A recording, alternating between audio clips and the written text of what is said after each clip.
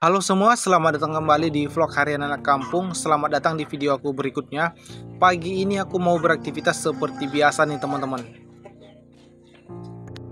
Nah, beginilah suasana pagi hari di peternakan pegunungan di pedesaan dalam. Sebelum beraktivitas, aku cuci muka dulu nih teman-teman. Karena aku tuh nggak kuat kalau mandi pagi di daerah pegunungan ini. Dinginnya luar biasa nih teman-teman.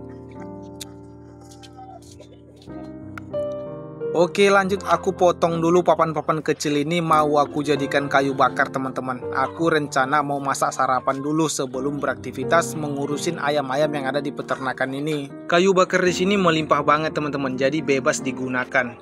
Yap, benar sekali teman-teman. Kayu bakar sudah pasti kalau aku tuh menggunakan tungku sederhana ini teman-teman. Karena kalau untuk di pedesaan dalam ini susah sekali kalau kita mau nyari gas. Karena kalau untuk ke pusat desa itu sekitar 2 sampai 2,5 kilo dari sini.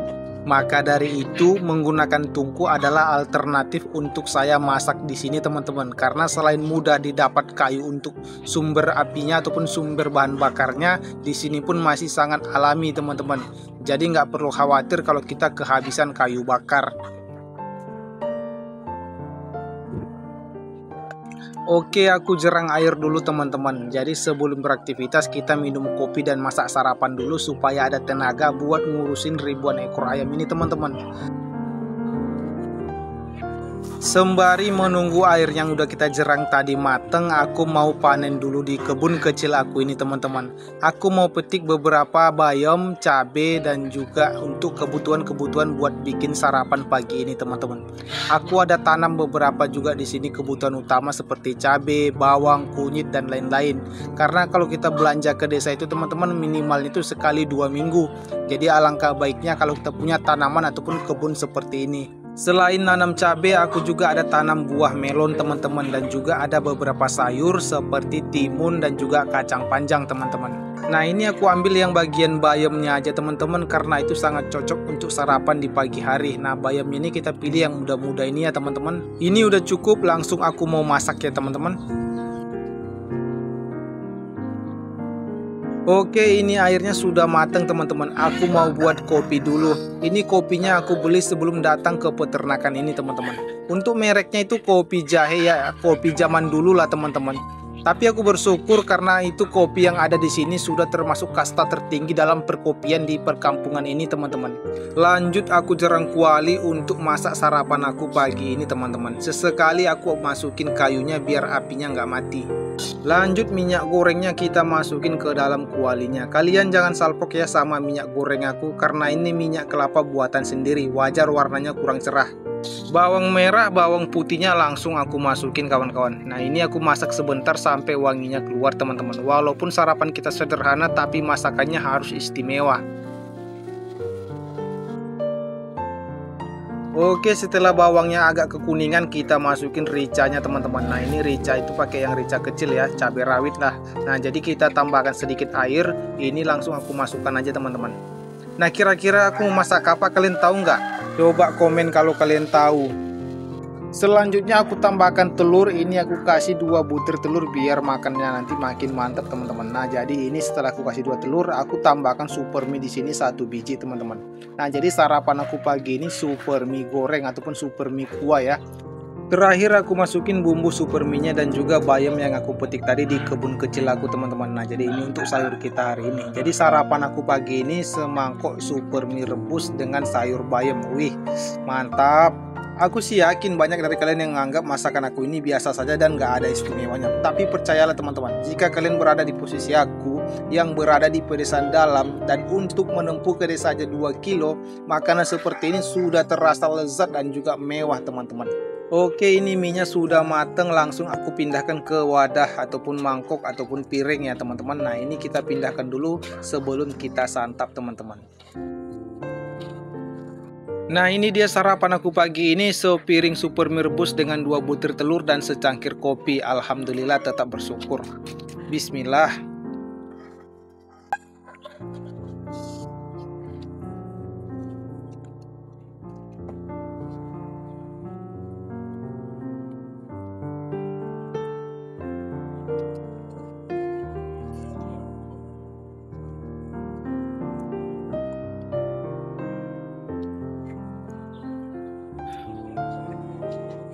Alhamdulillah teman-teman, sarapan sudah selesai. Lanjut kita seruput kopi tipis-tipis sebelum kita masuk ke aktivitas utama kita ngurusin ribuan ekor ayam sendirian. Oke, sarapan sudah selesai. Lanjut aku mau siapkan pakan untuk ayam yang ada di pelihara di sini teman-teman. Ini aku pakannya itu pakai pakan alternatif. Ini kami racik sendiri. Nah, karena di sini semua lengkap. Bahan utamanya adalah yang ada di dalam karung ini. Nah, isinya ini adalah kulit ari, kulit kedelai. Jadi kalian pasti tahu ya kan, kulit ari dari kedelai itu sisa olahan dari pembuatan tempe. Jadi ini sering dibuang-buang dan ini jadi kami manfaatkan sebagai pakan utama untuk ayam-ayam yang kami pelihara di sini teman-teman. Selain daripada harga kulit kedelai ini yang murah, jadi ini juga mudah ditemukan dan sangat bermanfaat apabila kita berikan kepada ayam yang akan kita pelihara. Jadi sebelum diberikan kepada ayam, kulit ari kedelai itu kita haluskan dulu atau lebih tepatnya kita giling agar lebih mudah bercampur dengan bahan-bahan lain yang akan kita campurkan ke pakan ayam tersebut. Untuk alat gilingnya sendiri kami menggunakan kompresor bekas yang sudah diperbaiki sebagai alat bantu. Untuk alat cacahnya itu kami menggunakan mesin giling daging dengan ukuran yang 32 inch. Nah, untuk alat pencacahnya sendiri kami menggunakan mesin giling daging dengan ukuran 32 inch yang agak besar teman-teman. Jadi proses penggilingannya lebih lembut dan juga lebih cepat.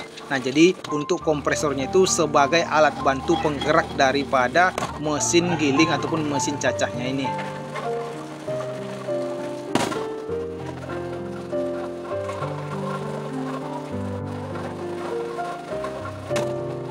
Nah, ini sudah selesai teman-teman. Menggiling satu karung itu cuma butuh 30 menitan aja sudah selesai. Oke, ini kita stop dulu. Lanjut siapkan larutan M4 peternakan sebagai probiotik sebelum pakan kita berikan kepada ayam. Tambahkan air secukupnya. Biasanya kami menggunakan perbandingan 1 liter air dengan 3 tutup botol M4.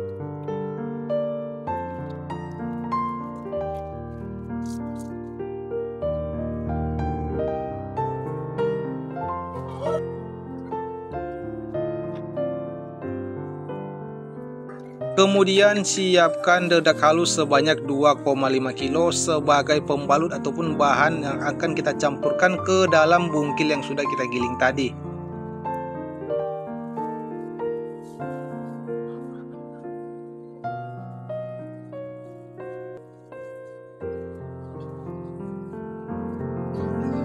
Kemudian dedak yang aku ambil tadi sebanyak 2,5 kilo aku masukkan ke dalam wadah pengadukan supaya lebih bebas. Selanjutnya aku menambahkan kurang lebihnya 700 sampai 750 ml air M4 yang sudah kita buat tadi ke dalam dedak 2,5 kilonya.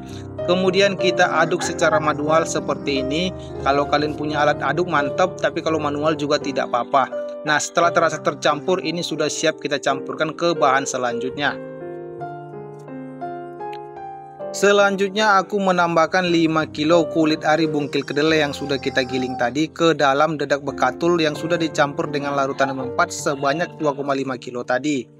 Lanjut aku aduk ini sampai tercampur hingga benar-benar campurannya merata supaya ayam itu tidak pilih-pilih ketika kita berikan makanan ini ataupun pakan ini kepada ayam. Terkadang masih ada beberapa biji kedelai yang utuh sehingga ayam itu pilih-pilih makanan yang mengakibatkan pakan berserakan. Setelah aku aduk, langsung pakan tersebut aku berikan kepada ayam. Nah, ini ayam-ayam di ruangan breeding ataupun ayam-ayam yang usia 1 bulanan. Jadi untuk campuran pakan tersebut itu bervariasi. Kalau kalian mau tambahkan juga jagung ataupun tepung ikan ataupun sentrat itu bebas saja sesuai daripada keinginan kalian. Untuk resep pastinya aku nggak akan bagikan di sini. Kalau kalian mau nanti join dulu dengan member aku, baru aku bagikan resep utuhnya agar bisa kalian tiru dan juga bisa kalian terapkan di rumah sebagai pakan utama.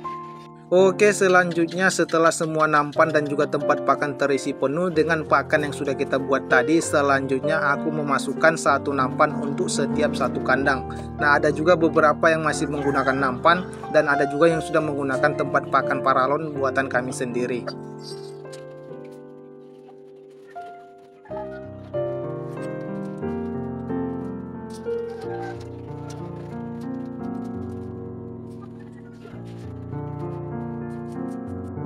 Nah, seluruh ayam yang ada di ruang brooding ini sudah saya berikan pakan sesuai dengan nampan masing-masing. Nah, terlihat ayam-ayam di sini lahap. Oke, selanjutnya mari kita masuk ke proses pemberian pakan indukan dan juga di kandang pembesaran utama kami. Oke, selanjutnya aku masuk ke kandang indukan. Nah, ini aku mau ngasih makan induk-indukan yang ada di sini. Total indukan kami kurang lebihnya saat ini 200 karena ada beberapa yang kami jual karena sudah akhir ataupun sudah memasuki usia lanjutan dan sudah tidak layak untuk produksi telur. Nah, ini dia ayam-ayam indukan kami. Yang di bawah ini tidak seberapa. Nah, jadi konsep pemeliharaan ayam indukan kami itu dua tipe. Ada yang kami umbar, ada juga yang kami intensifkan. Dengan ada tujuan masing-masing. Yang diumbar itu biasanya ayam-ayam muda. Sementara yang diintensifkan itu ayam-ayam tua yang sudah mulai produksi telurnya. Jadi kenapa tidak kami gabung? Khawatirnya terjadi perkelahian ataupun bentrok antara ayam muda dan ayam tua. Yang jelasnya ayam tua sudah selalu menang dan mendominasi, sementara ayam muda akan selalu kalah dan terluka, yang bisa mengakibatkan stres dan berakibat pada menurunnya produksi telur pada ayam-ayam tersebut.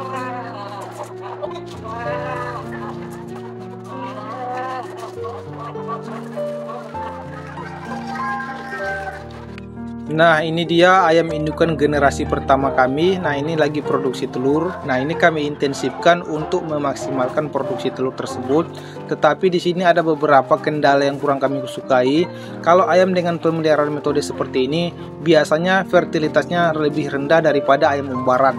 Kalau untuk mendapatkan fertilitas yang tinggi, sebaiknya ayam indukan itu kita umbar. Tetapi kalau untuk memaksimalkan hasil telur atau meningkatkan produksi telur, sebaiknya kita gunakan kandang seperti ini agar ayam itu lebih fokus bertelur. Tergantung kalian mau menggunakan metode yang mana, silahkan sesuaikan dengan kebutuhan dan juga target pasar kalian.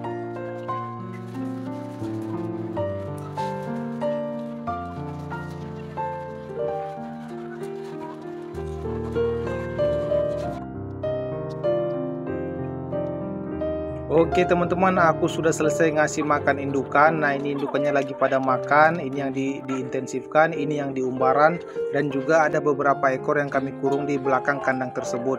Nah, jadi ini selanjutnya aku mau ngasih makan kandang utama pembesaran kami.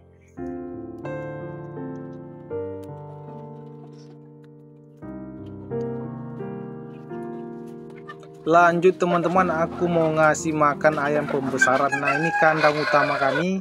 Kapasitasnya itu sebenarnya atas bawahnya 10.000, tetapi lantai 2-nya itu tidak kami fungsikan lantaran masih belum maksimal untuk kandangnya. Jadi kami menggunakan kandang bagian bawah saja.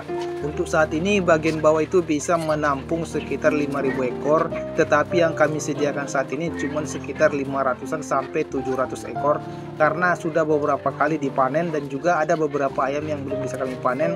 Itulah sisa-sisa sortiran yang sekitar 700 sampai 800-an lagi sisanya. Beternak ayam kampung kalau masih 100-200 ekor masih bisa kita maksimalkan atau kita hitung-hitung kalau kita menggunakan pakan pabrikan ataupun full pabrikan pur. Nah, jadi kalau sudah 800-an ke atas itu pakan pabrikan yang kita gunakan itu sudah di luar logika ataupun di luar nalar.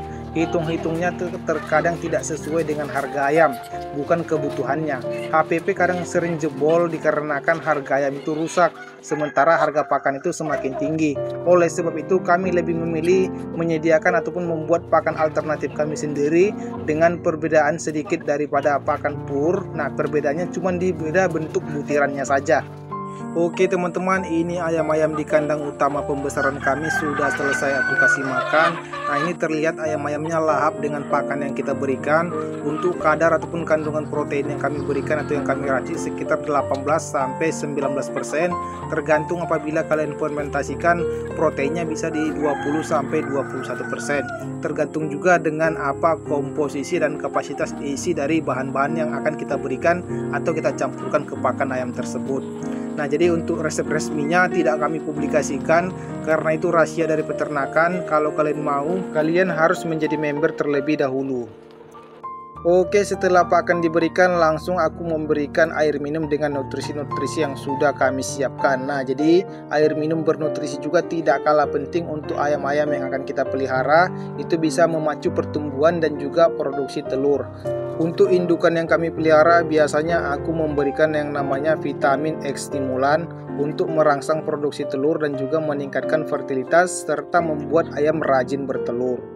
X stimulan sendiri salah satu vitamin yang kita campurkan melalui air minum. Nah, jadi sebelum atau sesudah ayam makan, nah kita berikan vitamin melalui air minum agar lebih dapat atau lebih mudah diserap oleh tubuh ayam.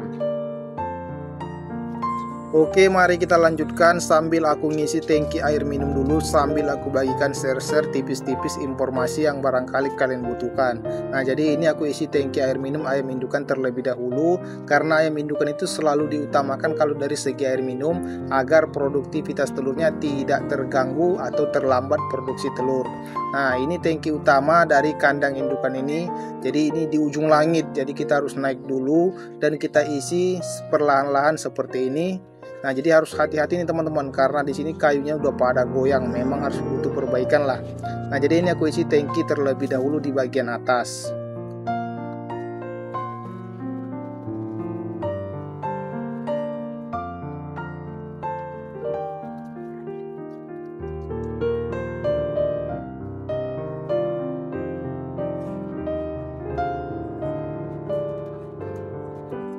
Oke, tangki yang di ujung langit ini sudah kita isi. Selanjutnya kita mau lihat apakah airnya mengalir dengan baik atau tidak. Apabila terjadi kebocoran, obatnya akan sayang dan terbuang.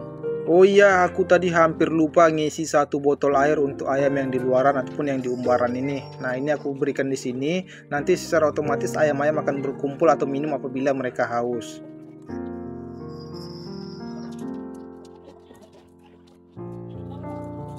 Oke, sepertinya tangki air minum indukan yang kita isi tadi aman-aman aja. Terlihat indukan ayam itu pada minum normal melalui nipel yang kita sambungkan dengan pipa dan juga tangki.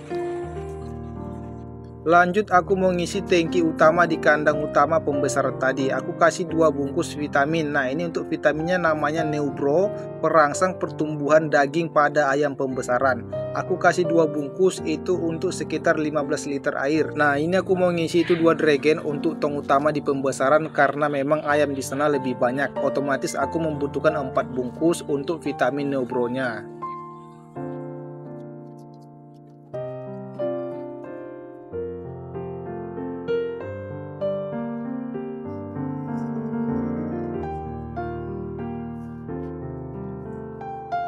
Oke teman-teman, ini aku isi tong dulu di kandang pembesaran utama. Nah, jadi ini untuk mengisi tongnya kita harus melewati rintangan tangga terlebih dahulu sebelum kita sampai di tong utamanya. Buat orang-orang yang belum terbiasa membawa beban dengan naik tangga seperti ini, biasanya akan terjadi kram otot ataupun naik betis. Nah, jadi untuk mengakali itu, aku biasanya naik 1 tangga per tangga dan juga berpegangan pada dinding-dinding ataupun tembok yang ada di sini.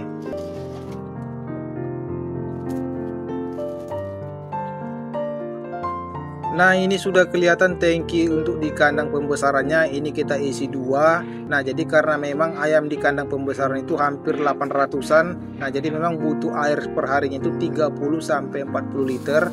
Nah, besok pagi ini akan kosong lagi ya, tetap kita isi lagi ya.